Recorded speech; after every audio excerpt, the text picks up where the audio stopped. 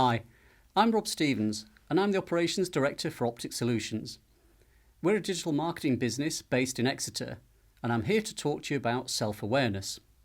Now, for those of you who know me well, you'll likely be chuckling at this point due to the irony of the situation. You see, I'm actually one of those people who struggles with low self-awareness. However, there's hope for me yet. At least I know, and I'm trying to improve. I'd like to share with you some of the things I have to consciously remind myself of to try and improve my ability to understand the impact of my behaviours on others. There's more occasions than I care to remember where this has caught me out at work and at home, but here's my top 3 tips. First, and this may seem obvious, but it's worth remembering we're all different people. There's no such thing as the perfect person. We all have things we're good at and things we have to work on. It's okay to be you. Second, remember to ask for feedback, and when you do, make sure you take whatever is said with good grace and dignity.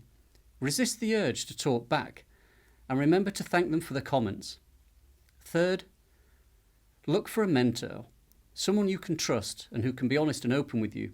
Friends and family can often find this hard, as they only want the best for us and may struggle sometimes with delivering critical feedback. However, this is important, and it's what you'll need if you're going to grow and develop as a person. Carl Jung said, "Everything that irritates us about others can lead us to an understanding of ourselves." So, if you're ever in doubt, ask yourself, is what I'm about to do or say going to improve this situation? And if the answer's no, don't say or do it. Hi there, my name's David Chamberlain and I run a Exeter-based business called Performance Climate Systems. We help organisations around the world to measure and improve team-level culture with a view to improving team performance and also leadership performance. Self-awareness is a really important skill for us both internally within our own teams and also when we're dealing with external customers. Being really clear on the objectives of what you're trying to achieve and selecting the right words and the right tone with your customers and your team members is vitally important. As far as practical tips for developing and improving self-awareness, the first thing I would say is to focus on listening. We have 2 ears and 1 mouth, and that's a very good reason. We should be doing double the amount of listening as we are talking. The second thing I would say is to utilize the concept of what we refer to as the gap. So if you're presented with a challenging situation or someone has said something which elicits a strong emotional response, instead of jumping straight into your response to them, pause for a moment, have a little bit of think about what you want to achieve, and then respond normally more appropriately. Hello, my name's Anne Robinson and I work for a company called Jacobs. I'm going to talk to you today about a really important skill in the workplace, which is self-awareness. So in terms of what this looks like in the workplace for employees, this involves having a good knowledge of your own strengths and how to develop your weaknesses. So it's really important in that sense to be able to reflect on your own development and to really look at yourself in the mirror in terms of what your strengths and weaknesses are. It also involves having the capacity to understand or feel what another person's experiencing and demonstrating that empathy to your colleagues. So empathy is also a really important factor.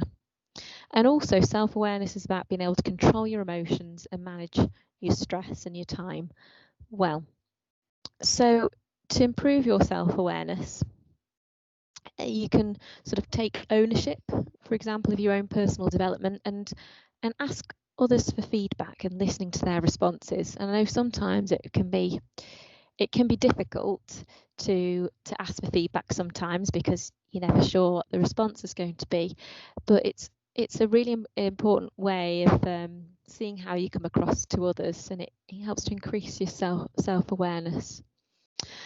And also, I think another important factor as well is identifying what's triggering your emotions. So if you've had a conversation with someone and asking for some feedback about about yourself, and someone mentions something to you in particular, which sort of makes you aware of a particular emotional response, for example, that you're getting, it's important to kind of reflect on that and try and understand triggers for any particular emotional responses you might be having to help yourself cope with challenging situations.